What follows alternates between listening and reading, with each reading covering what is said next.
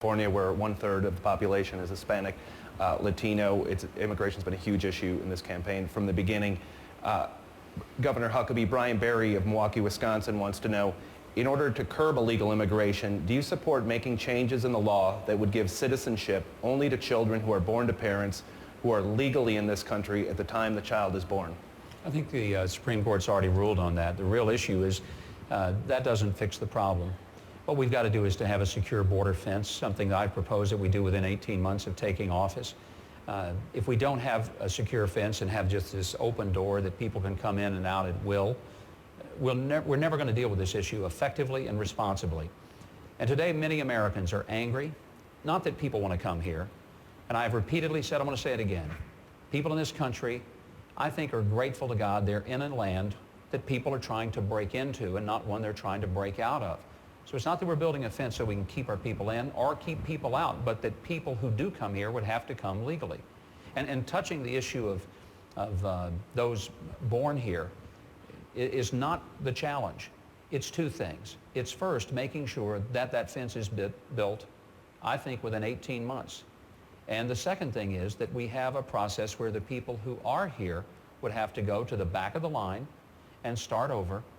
And it's not to be cruel. I want to make sure you understand. It's to make that everybody who's living in our boundaries has their head up and lives in the light, not the darkness, and doesn't run and hide every time they see a police car. We owe it not just to the people who have waited in line a long time, we owe it to the people who do want to live here and work here, but create a system that is legal, that makes sense, and that actually protects our borders, but protects the dignity and worth of every person.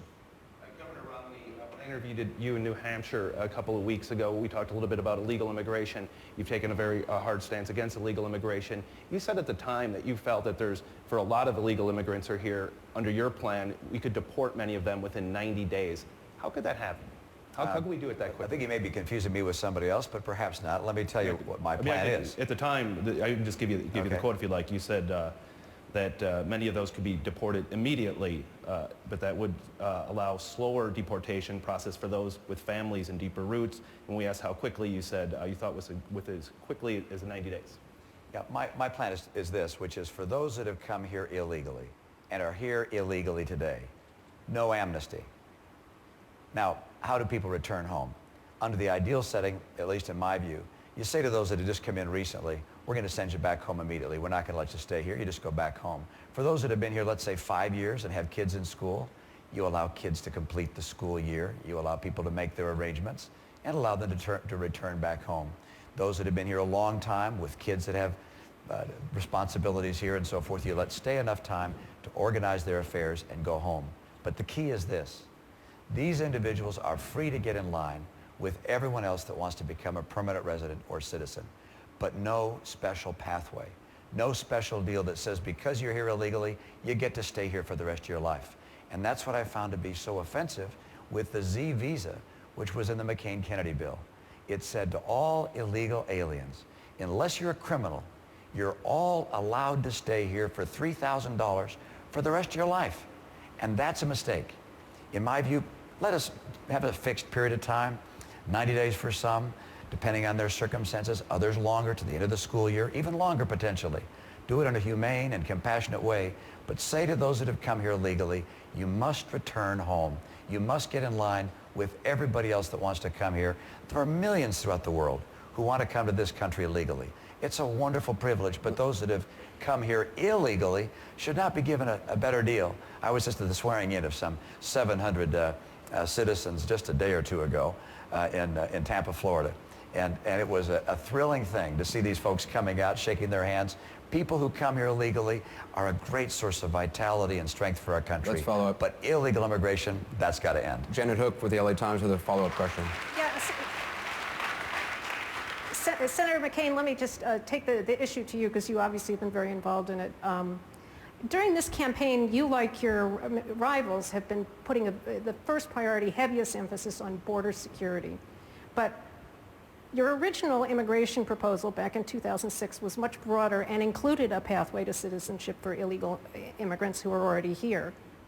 What I'm wondering is, and you seem to be downplaying that part, at this point, if your original proposal came to a vote in the Senate floor Would you vote for it? It won't. It won't. That's why we went through the debate. Did. No, I would not, because we know what the situation is today. The people want the border secured first. And so to say that that would come to the floor of the Senate, it won't. We went through various amendments which prevented that proposal. But look, we're all in agreement as to what we need to do. Everybody knows it. We can fight some more about it, about who wanted this or who wanted that. But the fact is, we all know the American people want the border secured first. We will secure the borders first when I am President of the United States. I know how to do that. I come from a border state where we know about building walls and vehicle barriers and sensors and all of the things necessary. I will have the border state governors certify the borders are secured, and then we will move on to the other aspects of this issue. Probably as importantly is tamper-proof biometric documents, which then, unless an employer hires someone with those documents, that employer will be prosecuted to the fullest extent of the law. And that will cause a lot of people to leave voluntarily. There's 2 million people who are here who have committed crimes. They have to be rounded up and deported. And we're all basically in agreement. They're humanitarian situations. It varies with how long they've been here, et cetera, et cetera.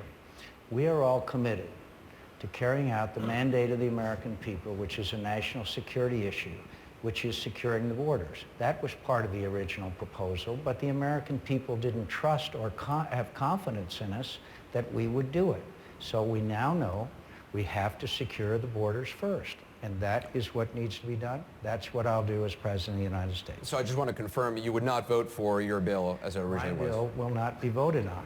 It will not be voted on. I will sit and work with Democrats and Republicans and with all people, and we will have the principles securing the borders first, and then if you want me to go through the description all over again, I would be glad to. We will secure the borders first. Right. That's the responsibility and the priority of the American people. We're going to be taking a short break, but before we do, one other question. Governor, this one goes to Governor Huckabee. On July 6, 1981, which is actually Nancy Reagan's birthday, Ronald Reagan wrote in his diary about Justice Sandra Day O'Connor, and the Reagan Library has graciously allowed us to actually have the original Reagan diary right here on the desk. I'm a little too nervous to actually even touch it, but that is the Ronald Reagan's original diary, and in it he wrote by his hand, he said, "Called Judge O'Connor in Arizona and told her she was my nominee for Supreme Court. Already the flack is starting, and from my own supporters, Right to Life people say she's pro-abortion. She declares abortion is personally repugnant to her. I think she'll make a good justice." That's Ronald Reagan's words from his own book. Governor Huckabee, was she the right choice? History will have to determine that, and I'm not going to come to the Reagan Library and say anything about Ronald Reagan's decisions. I'm not that stupid. If I was, I'd have no business being president. I think we need to talk about why the issue of right to life is important. For many of us, this is not a political issue. This is an issue of principle and conviction.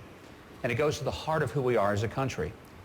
If we value each other as human beings and believe that everybody has equal worth, and that intrinsic value is not affected by net worth or ancestry or last name or job description or ability or disability, then the issue of the sanctity of human life is far bigger than just being anti-abortion. It's about being pro-life and exercising that deep conviction held by our founding fathers that all of us are equal and no one is more equal than another. Recognizing that once we ever decide that some people are more equal or less equal than other, then we start moving that line, and it may include us someday. And that's why for many of us, and me included, let me be very clear, I'm pro-life. I value every human being, and I would always make every decision, always on the side of life, every time I could, without equivocation. Yes or no, Congressman Paul, was Sandra Day O'Connor the right choice? I wouldn't have appointed her because I would have looked for somebody that I would have seen as a much stricter constitutionalist. Senator McCain? I'm proud of Sandra Day O'Connor as a fellow Arizonan, and my heart goes out to her and the family, that situation that they have today, and I'm proud of her. The judges I would appoint are along the lines of Justices Roberts and Alito, have a proven record of strict interpretation of the Constitution of the United States of America. I'm not going to second guess President Reagan. Governor Romney?